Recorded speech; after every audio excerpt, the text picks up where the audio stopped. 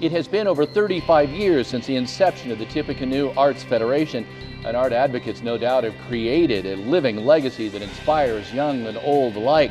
Here with me in the Purdue University campus in the Memorial Union is Paige Sharp from the Tippecanoe Arts Federation. Welcome to Comcast Newsmakers. Thank you.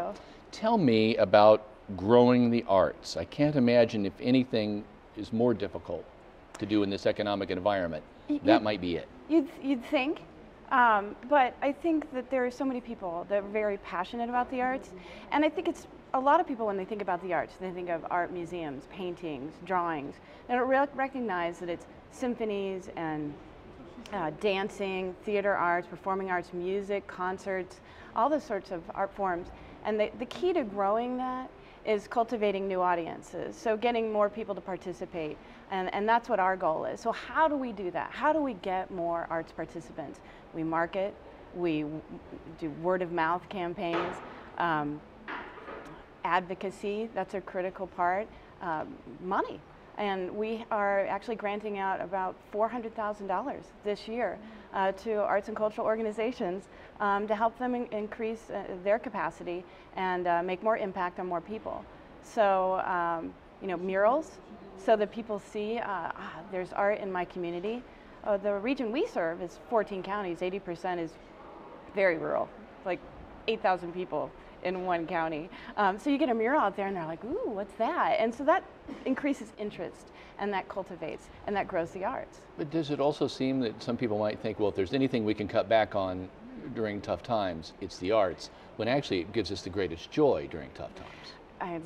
There's your irony, right? And it's really sad in terms of where the cuts have been in schools, primarily at the elementary level. So let's say in our community right now, there's a school corporation where kindergartners get 45 minutes of art a month. So when we see what are the results of that, you know, lower ability to think critically. The arts are impactful in, you know, math and music, and, you know, all the data is there. But the emphasis is on STEM. So within the Indiana in particular, when they did major funding cuts to schools, the arts really were substantially cut, and it's really sad. But on the other end, we see a large increase in community use of arts activities from community organizations, libraries, our services. The needs is higher, so we flourish because we're a needs-based organization. We have a free after-school art program.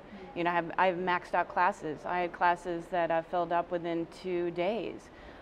We have an instrument program that pairs kids who can't otherwise afford them, gives the instrument to the child for free so they can participate in music.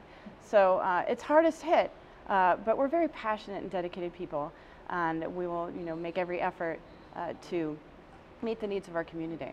How has it affected graduation rates for arts and post-secondary education level? In like college level? Yeah. Well, you see students that are working more towards degrees in like industrial design, graphic design. You have all these new apps, and you need the engineers to create the apps, but you need somebody within the aesthetic paradigm to be able to create something that's really cool looking so people want to use the app. So you see a lot of students studying that course of action. Fine arts, there's not as much as a participation rate because of the practicality issue. But we still see, you know, graduates in the field, and we certainly see a decline in degrees received in arts education because of the cuts on that level. So it's certainly been a shift. Are you still happy you're in this field? Or you feel as passionate now as when you started?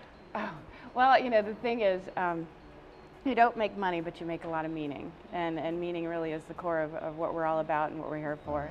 And it just feels great to impact people's lives. All right, Paige, thank you very much for joining us. Paige Sharp from Tippecanoe Arts Federation. Thank you for joining us, and thank you for joining us. I'm Kevin Rader.